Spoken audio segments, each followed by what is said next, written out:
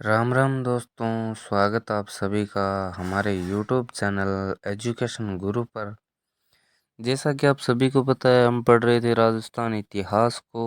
और राजस्थान इतिहास में हमने हमारी जो पिछली कक्षा थी उसमें रणथंभौर के चौहानों का जो इतिहास था उसको हमने पढ़ा था। और उनसे रिलेटेड जितने भी महत्वपूर्ण क्वेश्चन आंसर थे और जितने भी योद्धाओं महाराजाओं और जितने भी युद्ध थे उन सब के बारे में हमने जान लिया था। और आज हम पढ़ने वाले हैं जालोर के चौहान वंश का इतिहास। अगर आपने हमारे पिछले वीडियो को नहीं देखा है तो जाकर ज़रूर देखें। उस वीडियो का जो लिंक है वो इस वीडियो के डिस्क्रिप्शन बॉक्स में आपको मिल जाएगा, तो वीडियो के एंड तक ज़रूर बने रहिएगा।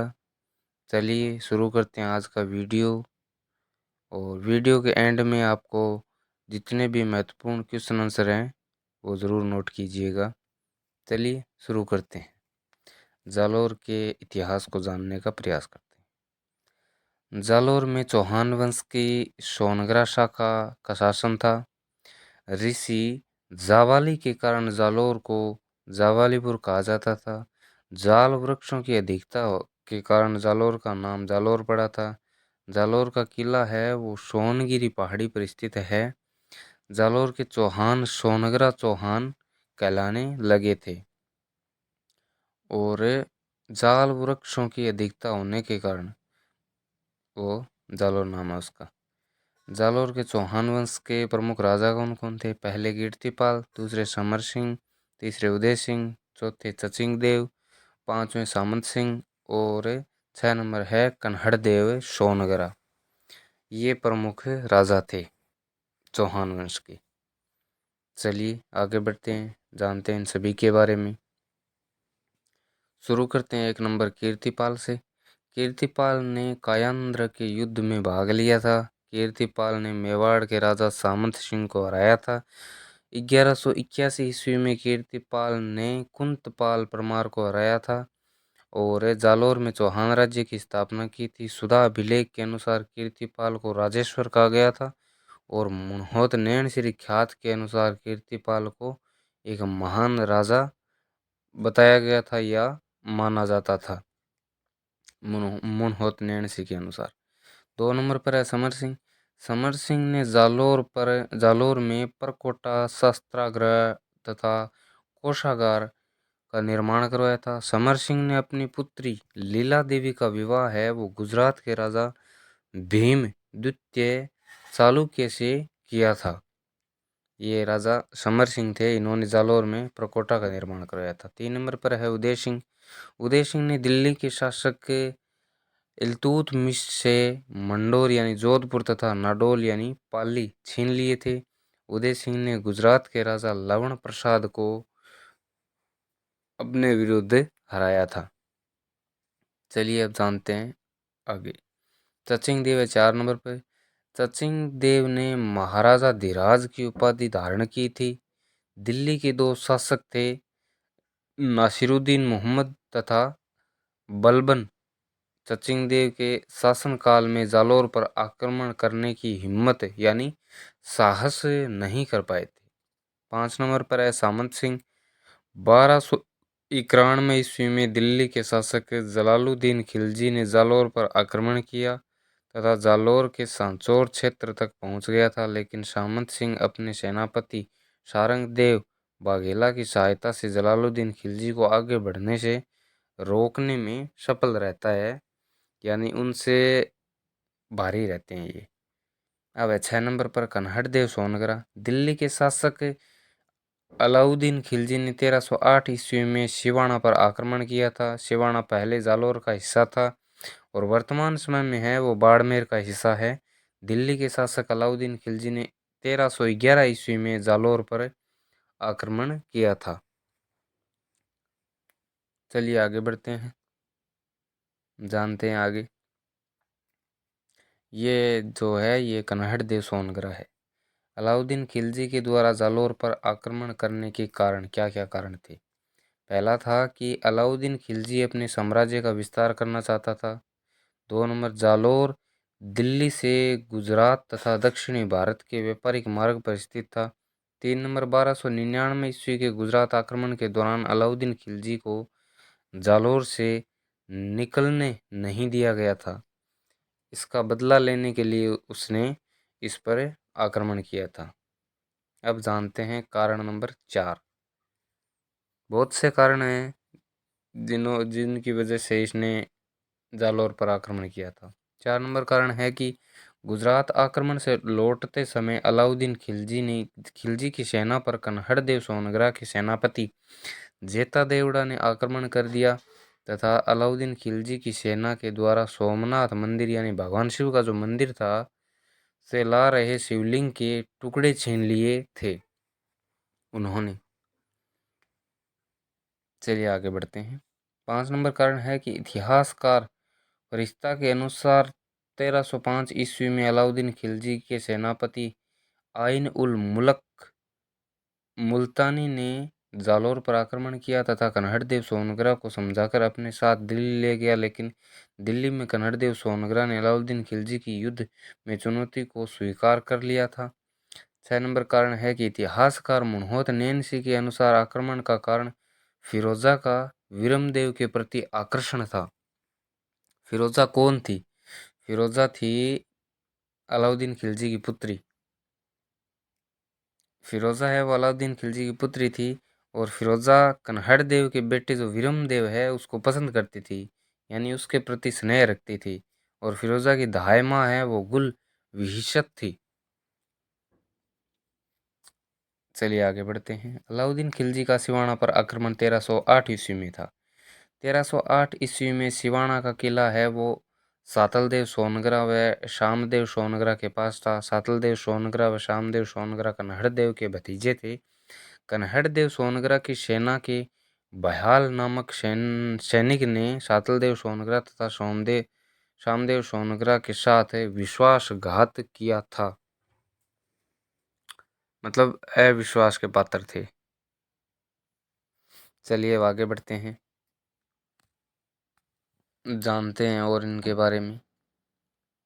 और इनसे रिलेटेड जितने भी क्वेश्चन हैं वो आपको वीडियो के एंड में ज़रूर मिलेंगे, तो वीडियो के एंड तक ज़रूर बने रहिए।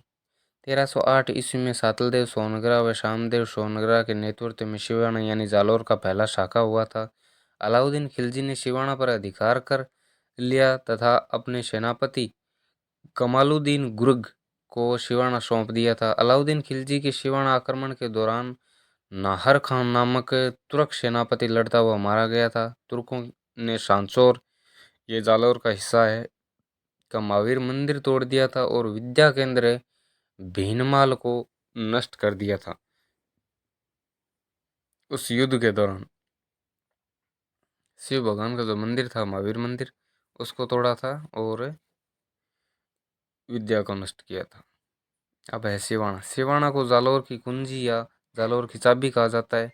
अलाउद्दीन खिलजी ने सिवाना का नाम बदलकर खेराबाद कर दिया था अलाउद्दीन अपने आक्रमण के बाद। अब है मालकाना यानी नागौर का युद्ध।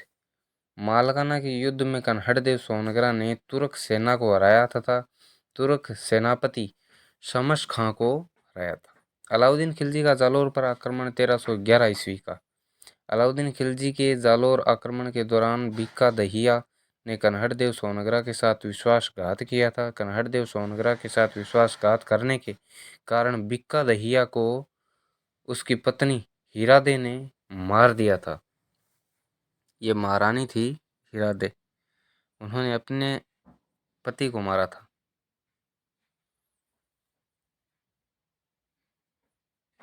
चलिए आगे बढ़ते हैं, जानते हैं और 1311 ईस्वी में कन्हड़देव सोनग्रा तथा वीरमदेव के नेतृत्व में जालौर का साका किया गया था। अलाउद्दीन खिलजी ने जालौर पर अधिकार कर लिया और जालौर का नाम बदलकर जलाल खाबाद कर दिया गया था। अलाउद्दीन खिलजी ने जालौर में अलाई मस्जिद का निर्माण करवाया। अलाई मस्जिद के पास तोप खाना होने के कारण अलाई मस्जिद को तोप खाना मस्जिद भी कहा जाता है। यह उनके द्वारा निर्मित मस्जिद थी जिनका नाम था अलाई मस्जिद। 1311 ईस्वी में। चलिए अब आगे बढ़ते हैं,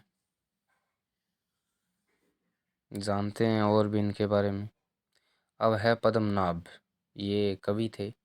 पद्मनाभ की दो पुस्तकें हैं, कन्हड़देव प्रबंध और वीरमदेव सोनग्रारी वात। ये दोनों पुस्तकें हैं, ये पद्मनाभ के द्वारा लिखी गई है। ये बहुत ही महान लेखक और कवि थे। चलिए अब हम इनसे रिलेटेड जितने भी महत्वपूर्ण क्वेश्चन आंसर हैं उनको पढ़ते हैं। तो शुरू करते हैं क्वेश्चन नंबर 1 से कि जालौर में किन वृक्षों की अधिकता पाई जाती है, जिनके कारण जालौर प्रसिद्ध है। तो वो हैं जाल के वृक्ष। क्वेश्चन नंबर 2 है कि जालौर का किला किस पहाड़ी पर स्थित था या है। तो वो था सोनगिरी पहाड़ी पर स्थित जालौर का किला। 3 नंबर है जालौर में प्रकोटा शस्त्रागार तथा कोषागार का निर्माण है वो किस शासक ने करवाया था। तो समर सिंह ने करवाया था, जो हमने 2 नंबर पे पढ़ा था वो उन्होंने। क्वेश्चन नंबर 4 है महाराजा सचिंदेव को किस उपाधि से नवाजा गया था। तो वो महाराजा धीराज की उपाधि थी जिससे नवाजा गया था। क्वेश्चन नंबर 5 फिरोजा किस शासक की पुत्री थी। तो फिरोजा है वो अलाउद्दीन की पुत्री थी जो वीरमदेव को पसंद करती थी। क्वेश्चन नंबर 6 है फिरोजा की दाई माँ का नाम क्या था। तो उनकी दाई माँ का नाम था गुल विहिशत, ये फिरोजा की दाई माँ थी। क्वेश्चन नंबर 7 है सिवान यानी जालौर का पहला साका कब हुआ था। तो वो हुआ था 1308 ईस्वी में। अब है क्वेश्चन नंबर 8 जालौर की कुंजी या चाबी किस क्षेत्र को कहा जाता है। तो सिवाना को कहा जाता है जालौर की कुंजी या चाबी। क्वेश्चन नंबर 9 अलाउद्दीन ने आक्रमण के दौरान सिवाना का नाम बदलकर कौन सा नया नाम रखा था।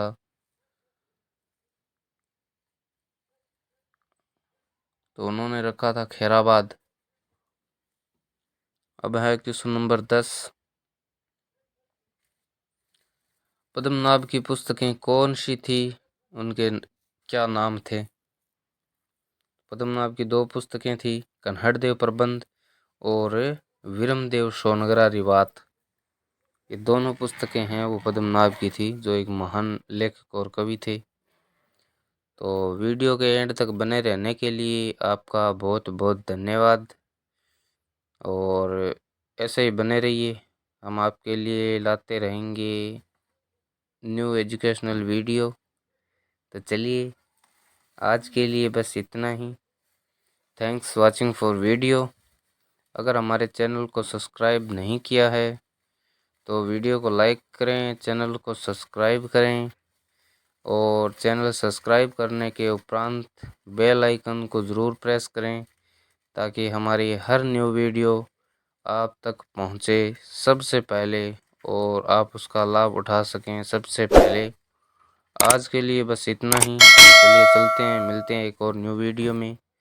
धन्यवाद।